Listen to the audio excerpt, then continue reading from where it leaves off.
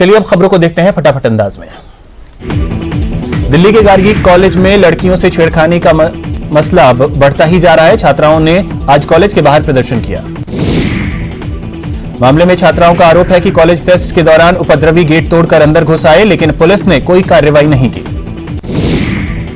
वहीं गार्गी कॉलेज की घटना को लेकर महिला आयोग ने संज्ञान लिया है। आज महिला आयोग का एक प्रतिनिधिमंडल कॉलेज का दौरा करेगा। SC/ST संशोधन मामले पर सुप्रीम कोर्ट से केंद्र सरकार को बड़ी राहत मिली है। कोर्ट ने SC/ST संशोधन कानून को चुनौती देने वाली याचिकाओं को खारिज कर दिया। याचिकाओं के खारिज होने के बाद अब अगर SC/ST एक्ट में किसी के खिलाफ मामला दर्ज किया जाता है तो तुरंत उसकी गिरफ्तारी भी हो सकती है। सुप्रीम कोर्ट की आरक्षण को लेकर की गई टिप्पणी के बाद राजनीतिक बयानबाजी शुरू हो गई है। कांग्रेस नेता राहुल गांधी ने मोदी सरकार पर हमला बोलते हुए कहा कि बीजेपी आरएसएस के डीएनए को आरक्षण चुभता है। कांग्रेस नेता राहुल गांधी ने कहा कि बीजेपी आरएसएस की विचारधारा आरक्षण के खिलाफ है। वह किसी न किसी तरीके से रिजर्वेशन को हिंदुस्तान के संविधान से निकालना चाहती है। शाहीन बाग में नागरिकता संशोधन कानून के विरोध में प्रदर्शन कर रहे प्रदर्शनकारियों को हटाने की मांग को लेकर दायर याचिका पर सुप्रीम कोर्ट में आज सुनवाई होगी। करीब 2 महीने से यह प्रदर्शन चल रहा है। कन्हैया कुमार और उमर खालिद पर आज सुप्रीम कोर्ट सुनवाई करेगा। दोनों पर राजद्रोह की याचिका दायर है। सबरीमाला से जुड़े मामले में सुप्रीम कोर्ट आज फैसला सुनाएगा। 9 जजों की संविधान पीठ यह तय करेगी कि क्या पुनर्विचार याचिका पर सुनवाई के दौरान कोर्ट सवालों को तय करने के लिए मामले को बड़ी बेंच में भेज सकता है या नहीं। कोटा के जेके लोन अस्पताल में मासूमों की मौत पर आज सुप्रीम कोर्ट में सुनवाई होगी। CJI बोबड़े की पीठ में सुनवाई होनी है। नागरिकता संशोधन कानून को लेकर AIMIM चीफ असदुद्दीन ओवैसी ने मोदी सरकार पर निशाना साधा है। ओवैसी ने कागज न दिखाने की चुनौती दी है। साथ ही उन्होंने कहा कि मैं दिल पर गोली खाने के लिए भी तैयार हूं। दिल्ली विधानसभा चुनाव के मतदान के एक दिन बाद मत प्रतिशत के आंकड़े को लेकर जारी किए जाने को लेकर मचे घमासान के बीच चुनाव आयोग ने शाम 7 बजे प्रेस कॉन्फ्रेंस कर वोटिंग प्रतिशत के आंकड़े जारी किए। दिल्ली विधानसभा चुनाव में कुल 62.59% मतदान हुआ। चुनाव आयोग ने प्रेस कॉन्फ्रेंस में बताया कि इस बार दिल्ली विधानसभा चुनाव में कुल 62.59% मतदान हुआ। देरी से वोटिंग आंकड़े देने पर भी चुनाव आयोग ने अपनी सफाई दी। चुनाव आयोग के मुताबिक इस बार दिल्ली के बल्ली मारन विधानसभा सीट पर सबसे अधिक 71.61% मतदान हुआ, जबकि दिल्ली कैंट सीट पर सबसे कम 45.4% मतदान हुआ। आयोग ने प्रेस कॉन्फ्रेंस में बताया कि देर रात तक हुई वोटिंग के कारण मत प्रतिशत के आंकड़ों को जारी करने में देरी हुई। दिल्ली विधानसभा चुनाव के लिए काउंटिंग की प्रक्रिया कल होगी, जिसके लिए 21 मतगणना केंद्र बनाए गए हैं। काउंटिंग सुबह 8 बजे शुरू हो जाएगी। दिल्ली चुनाव को लेकर जोधपुर का फलौदी सट्टा बाजार ने अपना चुनावी आंकड़ा जारी किया है। सट्टेबाजों ने आम आदमी पार्टी को 56 से 58 सीटों के बीच दिया है, जबकि बीजेपी को 10 से 11 सीटें मिलने की उम्मीद जताई है। झारखंड के मुख्यमंत्री हेमंत सोरेन ने आम आदमी पार्टी के नेता अरविंद केजरीवाल को अग्रिम बधाई दी। उन्होंने कहा कि एग्जिट पोल देखकर आम आदमी पार्टी को दी जा सकती है अग्रिम शुभकामनाएं। यूपी से बीजेपी सांसद वीरेंद्र सिंह ने मंदी को लेकर अजीबोगरीब बयान दिया है। वीरेंद्र सिंह ने कहा कि अगर कोई मंदी थी तो हम कुर्ता और धोती पहनकर आते, ना कि कोट और जैकेट। अयोध्या में राम मंदिर निर्माण तथा उसकी देखरेख के लिए बनाए गए ट्रस्ट श्री राम जन्मभूमि तीर्थ क्षेत्र की पहली बैठक 19 फरवरी को दिल्ली में होगी। माना जा रहा है कि बैठक में ट्रस्ट के अध्यक्ष, महामंत्री और कोषाध्यक्ष का चुनाव किया जा सकता है। ब्रेक के बाद आपका स्वागत है। चलिए खबरों को देखते हैं फटाफट अंदाज में। चीन में कोरोना वायरस से मचे हाहाकार के बीच प्रधानमंत्री नरेंद्र मोदी ने चीनी राष्ट्रपति को पत्र लिखकर भारत की ओर से सहायता की पेशकश की है। चीन में कोरोना वायरस महामारी से अब तक 902 से अधिक लोगों की मौत हो चुकी है और 40,000 से ज्यादा लोग संक्रमित हुए हैं। श्रीलंका के प्रधानमंत्री महिंद्रा राजपक्षे अपने भारत के दौरे के तहत वाराणसी पहुंचे। उन्होंने भगवान बुद्ध की प्रथम उपदेश स्थली सारनाथ में भ्रमण किया और संग्रहालय की डायरी में इसे बौद्ध अनुयायियों के लिए महत्वपूर्ण स्थल बताया। पाकिस्तान के सीज फायर उल्लंघन का भारतीय सेना ने मुंहतोड़ जवाब दिया है। सेना ने जवाबी कार्रवाई करते हुए पाकिस्तान के सिंध रेजिमेंट के 4 चौकियों को तबाह कर दिया। कार्रवाई में कम से कम 4 सैनिक भी मारे गए। अफजल गुरु की बरसी पर अलगाववादी संगठन जम्मू कश्मीर लिबरेशन फ्रंट के घाटी में बुलाए गए बंद के मद्देनजर प्रशासन ने इंटरनेट सेवाएं बंद कर दी हैं। इंटरनेट पर 3 दिन तक प्रतिबंध जारी रहेगा। 9 फरवरी 2013 को आतंकी अफजल गुरु को फांसी दी गई थी।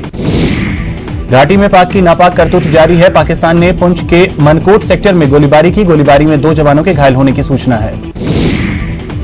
राजस्थान विधानसभा के बजट सत्र का दूसरा चरण आज से शुरू हो गया। प्रश्नकाल के साथ इस सत्र की शुरुआत हुई, जिसमें वित्त विभाग की 28 अधिसूचना पटल पर रखी जाएगी। सदन में राज्यपाल के अभिभाषण पर बहस होगी और 17 या 20 फरवरी को सीएम अशोक गहलोत प्रदेश का बजट पेश कर सकते हैं। ऊर्जा मंत्री डॉक्टर बीडी कल्ला आज सदन के पटल पर विद्युत निगमों के वार्षिक प्रतिवेदन की सदन के पटल पर रखेंगे। साथ ही चिकित्सा मंत्री Raghu Sharma Rajasthan medical services corporation limited का 8वां वार्षिक प्रतिवेदन सदन में पेश करेंगे। अलवर के तिजारा के नीमली गांव में बने centre for science and environment CSE परिसर में सीएम अशोक गहलोत ने सालाना मीडिया कॉन्क्लेव का उद्घाटन किया। इस मौके पर सीएम ने कहा कि राजस्थान सरकार जल्द ही नई पर्यावरण नीति लाएगी। इसके साथ ही सीएम गहलोत ने कहा कि IT और सोशल मीडिया का उपयोग पर्यावरण के लिए होना चाहिए, जिससे पर्यावरण संरक्षण को बल मिले। राहुल गांधी के डंडा वाले बयान पर सीएम अशोक गहलोत ने ट्वीट कर अपनी प्रतिक्रिया दी। सीएम ने लिखा कि डंडा शब्द का प्रयोग व्यंजनात्मक प्रयोग है। सीएम ने लिखा कि राहुल का मतलब था कि युवा अपने आक्रोश के कारण मोदी जी को सजा देंगे, लेकिन राहुल के शब्दों को राजनीतिक लाभ के लिए गलत व्याख्या दी गई। राजस्थान में देर रात बड़ा प्रशासनिक फेरबदल किया गया, जिसमें 36 IPS और 7 IAS अधिकारियों के तबादले किए गए। वहीं कल भी गहलोत सरकार ने प्रशासनिक बेड़े में बड़ा फेरबदल किया था और 30 IAS अधिकारियों की सूची जारी की, जिसमें 4 जिलों के कलेक्टर्स बदले गए। केंद्र सरकार 2024 तक हर घर तक पीने का साफ पानी पहुंचाने के अपने वादे पर तेजी से आगे बढ़ रही है। केंद्रीय मंत्री गजेंद्र सिंह शेखावत ने कहा कि पहले 18, फिर 30 और उसके बाद 45% की गति से हर साल काम होगा। जयपुर वासियों को कल जनता क्लिनिक की सौगात मिली। चिकित्सा मंत्री रघु शर्मा ने 2 जनता क्लिनिक का उद्घाटन किया। जयपुर में UDH मंत्री शांति धारीवाल ने चलो ऐप लॉन्च किया। Jaipur city transport service limited ने लो फ्लोर बसों में ऑनलाइन ट्रैकिंग सिस्टम शुरू किया है। केंद्रीय जल शक्ति मंत्री गजेंद्र सिंह शेखावत चूरू के सालासर दौरे पर रहे। केंद्रीय मंत्री ने अपनी पत्नी के साथ बालाजी महाराज के दर्शन किए। तकनीकी शिक्षा मंत्री सुभाष गर्ग भरतपुर के दौरे पर रहे। यहां उन्होंने अपने आवास पर जनसुनवाई की। बिहार के पटना में एक मकान में धमाके से सनसनी फैल गई। विस्फोट में 7 से ज्यादा लोग घायल हो गए। बिहार के रोहतास के कोचस में लगी भीषण आग ने तबाही मचा दी। आग सब्जी मंडी और फुटपाथ दुकानों पर लगी, जिसमें 100 से अधिक दुकानें जलकर खाक हो गई। बिहार के रोहतास के कोचस में सब्जी मंडी में भीषण आग लग गई। चिंगारी से आग लगी, जिसकी वजह से 100 दुकानें जल गई। राजस्थान के भीलवाड़ा में गत्ते के गोदाम में आग लगने से अफरा तफरी मच गई। गोदाम का सारा सामान जलकर खाक हो गया। ओडिशा में रविवार को भीषण सड़क हादसा सामने आया, जिसमें 10 यात्रियों की मौत हो गई। दिल्ली के शालीमार बाग इलाके में एक शख्स ने मेट्रो के आगे कूदकर आत्महत्या कर ली। कोटा के झालीपोरा के पास पेट्रोल पंप पर चोरी की वारदात सामने आई, जहां नकाबपोश बदमाशों ने पेट्रोल पंप से लाखों की चोरी कर फरार हो गए। टोंक में ACB ने बड़ी कार्रवाई की है, जहां मालपुरा में 4500 रुपए घूस लेते एक कांस्टेबल को ट्रैप किया गया। कांस्टेबल सुरेंद्र सिंह को अवैध बजरी परिवहन के बदले रिश्वत लेता था, जिसे ट्रैप किया गया। जयपुर में एक युवक को नाबालिग लड़की के साथ टिकटॉक बनाना महंगा पड़ गया। लड़की के भाइयों ने अपने दोस्तों के साथ मिलकर लड़के को जमकर उसकी पिटाई की। लड़की के भाइयों ने पीड़ित का वीडियो बनाकर सोशल मीडिया पर वायरल कर दिया।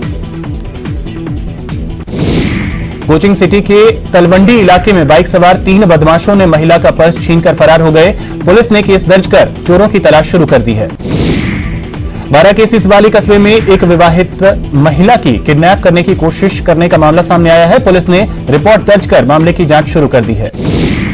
अजमेर में निगम की साधारण सभा की बैठक हुई। बैठक में बीजेपी पार्षद ने AEN पर वार्डों के विकास में अनदेखी करने का आरोप लगाया।